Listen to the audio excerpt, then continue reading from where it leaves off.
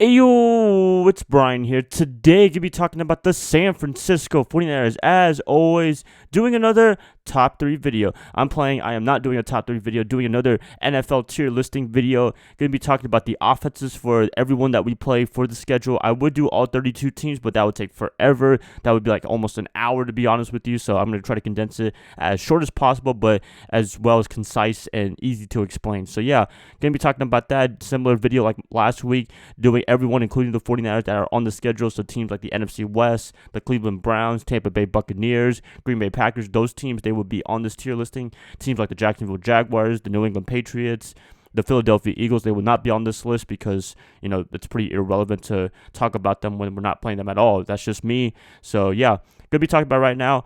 This is no editing video right here. I'm not going to be doing any cuts or anything like that. So if you hear a lot of uhs and knows, then I'm sorry, I guess.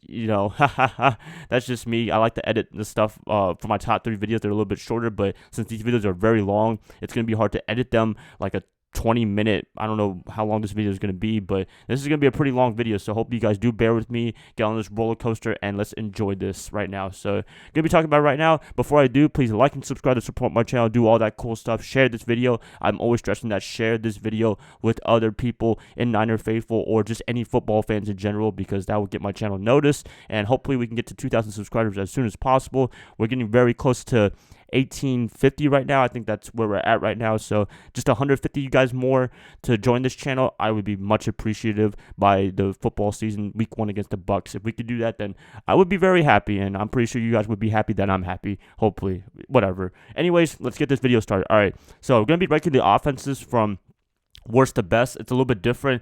I have terrible, nothing special, very good, one of the best, meaning that you can take this offense to the Super Bowl and they'll win it for you instantly. So teams like the 2013 Broncos, although they got blown out in the Super Bowl, they were one of the best offenses in NFL history. The 2007 Patriots, they were amazing, but they lost to the Giants and lost their undefeated streak. So yeah, something like that. That's one of the best offenses. All right, so if I had to go first, let's go week 1 all the way to week 17.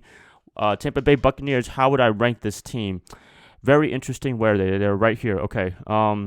For me, I would probably do the nothing special, to be honest with you. They do have some talent, I would say, on the offensive side of the ball. They got Bruce Arians as their head coach, so maybe he can give a resurgence to Jameis Winston's career. But other than that, I don't know. I mean, they lost Doug Martin. They lost a couple of other players. I think they lost to Sean Jackson. They still got Vincent Jackson, I think. They got Mike Evans, O.J. Howard. So they have some good talent on the offensive side of the ball, but just Jameis Winston alone, I think that they're nothing special, to be honest with you, unless Arians could give him the Renaissance career that he gave to a lot of other quarterbacks like Carson Palmer and what have you when he was in Arizona. But just for right now, Tampa Bay, nothing special. They always have a lot of talent, but just for some reason, they can never get it together. Even with an offensive-minded coach in Dick Cutter last year, they just couldn't get anything going. So for me, Tampa Bay, nothing special, although they could shock the NFL and do really well. Next up, week 2 against the Cincinnati Bengals. Where would I put them? I would probably put them in the nothing special as well, just because of the fact they do have some talent as well. I mean, if you have to have talent, it's very important. But anyways, AJ Green's there. Andy Dalton, he's on his last contract year. I don't think they gave him a next contract extension, so they want to give him incentive to do really well for this season. Also, you got Joe Mixon. He's a really good running back. And that's pretty much it. I can't recall anybody else on this team. It's just those 3 guys, and that's it. So, yeah, we'll see what happens. Zach Taylor's the head coach. He's an offensive-minded coach. They went from a defensive-minded coach from Marvin Lewis all the way to Zach Taylor, an offensive-minded coach. So maybe something good will happen, but this is just the offseason. I'm just going to be putting them in the nothing special list. Next up, the Pittsburgh Steelers. I would probably put them as one of the best. I don't know if I hate the Steelers or not. I don't know if I'm the biggest fan of them, but at the same time, they're a really good team. You got to give them a lot of respect. Mike Tomlin's a great dude. Ben Roethlisberger, although he gets a lot of crap for, saying whatever, ridiculing his players publicly, he's still a very good quarterback, and he's still going to be an effective one with all the talent that he has. You got James Conner, one of the great running backs in the NFL before he got hurt last year at the end of the season. Who else? You got James Washington, an emerging wide receiver from last year. Vance McDonald, remember that guy? Juju Smith, I think he's going to have a breakout season without Antonio Brown. So there's a lot of good things happening for Pittsburgh, and a lot of people are concerned about them just because they don't have Bell or Brown. But you got to remember, Bell didn't play last year at all. Brown, he kind of quote unquote quit on the team on week 17. So why would you have somebody on your team like that? So yeah, I mean, Pittsburgh, they still have a lot of talent on the offensive side of the ball. It's very dangerous, and I can't wait to see what they do. Also, their offensive line is great. All right, next up, Cleveland Browns week 5. So we have a bye week after the Steelers game. Now we have to play Cleveland on Monday Night Football. This is a very interesting team right here. I mean, the talent, I mean, come on, really. They have one of the most plethora of talent I've seen in a while with the Cleveland Browns and in the NFL right now. They got Baker Mayfield, Odell Beckham Jr., Jarvis Landry, Nick Chubb. What else can I say about this offense right here? For me personally, if I had to pick Cleveland, I would probably put them in the very good section. I don't know how good they're going to be yet. This is just the offseason. If this was week 17, the season was over, and they were a top 5 offense, I would put them as one of the best. But Cleveland, they have a lot of hype. A lot of times they don't live up to it, and maybe they'll do the same thing this year. But for right now, I think with everything that they have, Freddie Kitchens doing the right things, I guess you want to call it, I'm going to be putting him in the very good section with Baker Mayfield and company. So that's good. Cleveland, that's a game I'm very excited to see coming up this season. All right, let's talk about our Super Bowl losers, the LA Rams. What should I say about the Rams? I probably put them as one of the best too, just because of the fact that they're still a pretty good team in my opinion. Although they lost the Super Bowl 13-3, only scored 3 points as an offense, which the Patriots just shut down completely. Jared Goff was just anemic. He was a pedestrian dude coming into that Super Bowl, or coming out, I should say, from that championship loss. But what else to say about them? They got a lot of talent. Brandon Cooks, Todd Gurley, Cooper Kupp, he's coming back. He was a very central part of that offense before he got hurt. Maybe if he was playing in the Super Bowl, they would have won because of him, because he's very important for Goff. He's a go-to guy for him, and to get hurt like that, I think around week 8 or 9 during the middle of the season, that had to hurt, definitely. So that's a big thing that they're going to get back for this upcoming season, is to get Cooper back.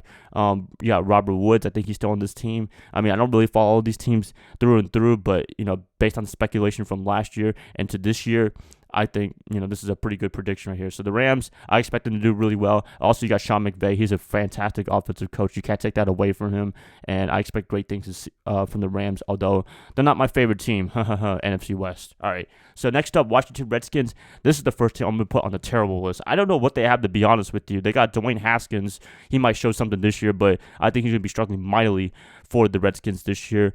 Alex Smith, I don't even know if he's going to be coming back ever to play football. I would love to see him back. They'd probably be even better than they are right now. I'd probably put them in the very good section had Smith been playing for them, because he was on a roll last year, but unfortunately he got hurt. It was not a pretty sight, and it was similar to the Joe Theismann injury from years ago, like in the 1980s, I think, when Lawrence Taylor tackled Theismann after a flea flicker, and he never came back to play football ever again. So that's unfortunate.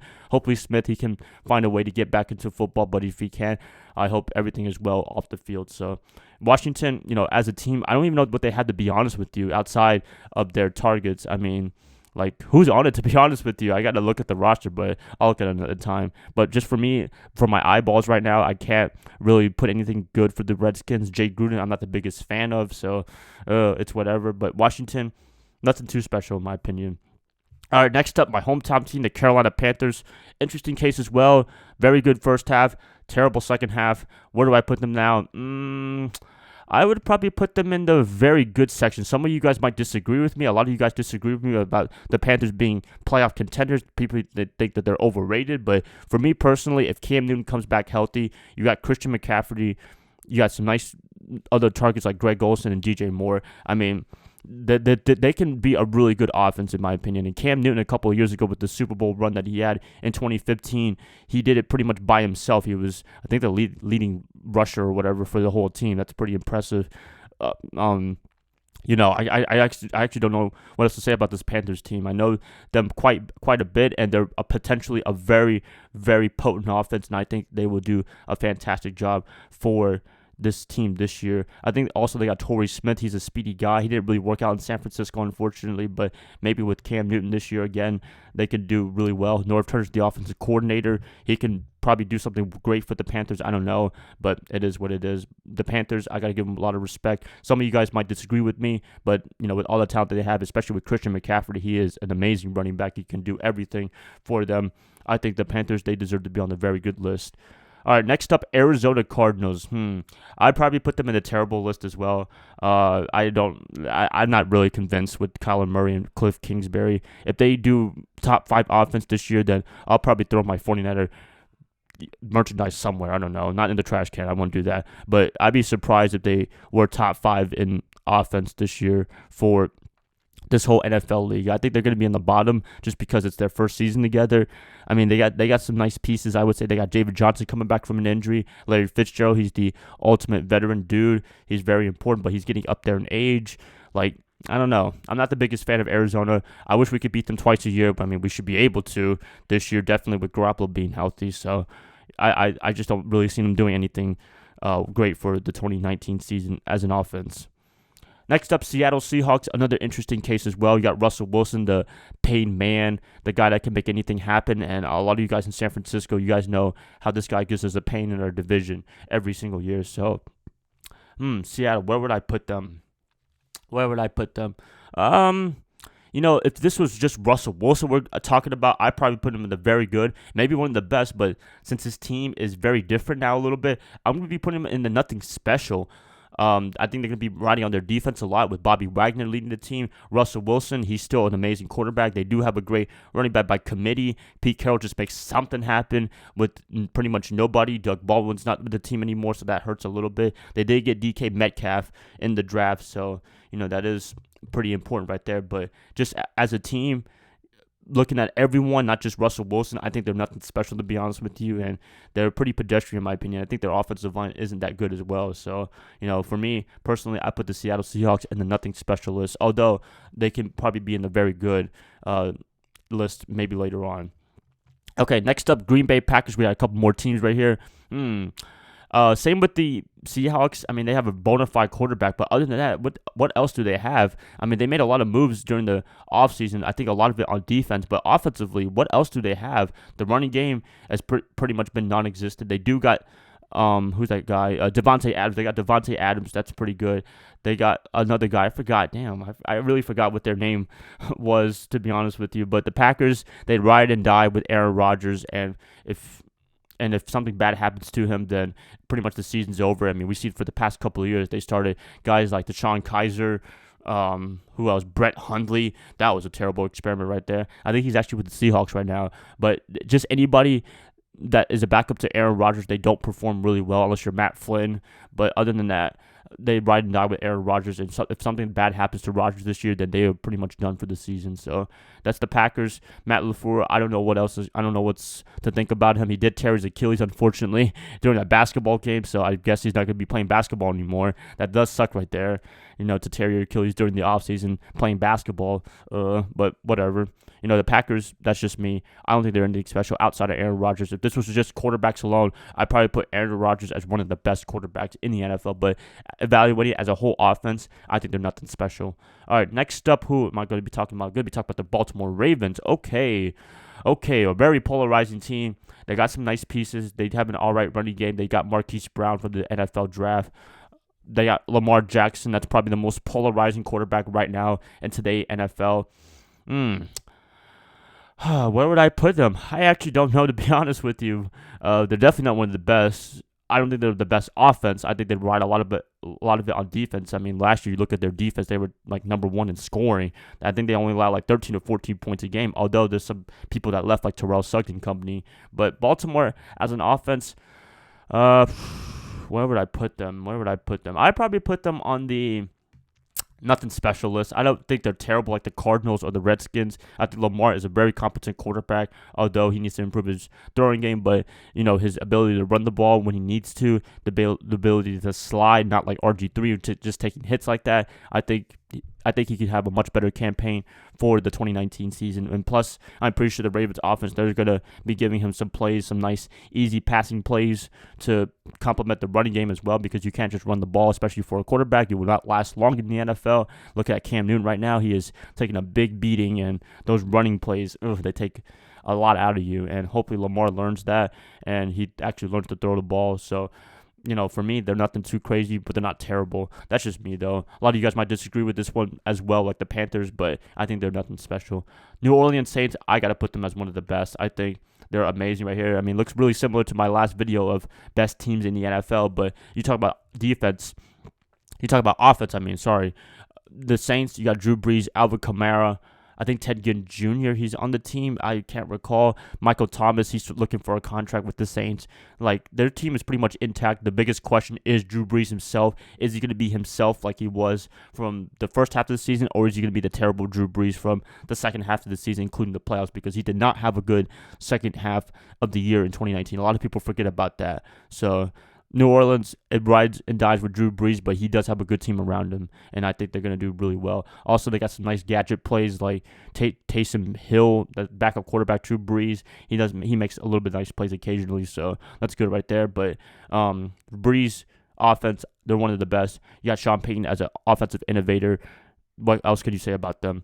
Atlanta Falcons, I'd probably put them in the very good section. A lot of you guys might put them in the nothing special, but they don't have Steve Sarkisian anymore, so that's a good sign right there. That's a good first step right there. They do have a lot of talent. They got Devontae Freeman coming back from an injury. They do not have Tevin Coleman anymore. They got Matt Ryan.